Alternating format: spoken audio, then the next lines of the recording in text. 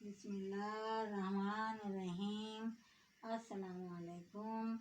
आज मैं माजी के लजीज खाने में पुदीने के फ़वाइद बताऊंगी और ये बताऊंगी कि इसके अंदर क्या क्या चीज़ें मौजूद हैं। तो ये जो पुदीना है ये खुशबूदार बूटी है और सब्ज़ी है जो हर मौसम में अपने सालों खुसूसन दालों चटनियों में बराबर इस्तेमाल करते हैं। और इसके अलावा टूथपेस्ट में भी इसके अज्जा शामिल किए जाते हैं। तो पुदीने के जो फ़वाइद हैं वो ये हैं कि पुदीने में calcium, copper, fibre, folic acid, iron और ओमेगा एसिड्स पाए जाते हैं। लिहाजा इसे ताज़ादम रखने वाली सब्ज़ी से भरपूर इस्तेफ़ादा गर्मी के असरात दूर करने में मावन होता है।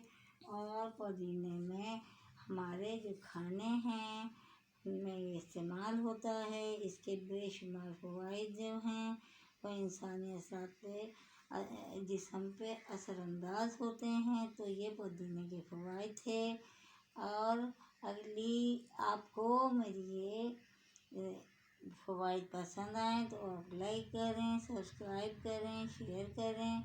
अगली वीडियो के साथ दोबारा हाज़िर होंगी। जब तक के लिए अल्लाह हाफ़िज़।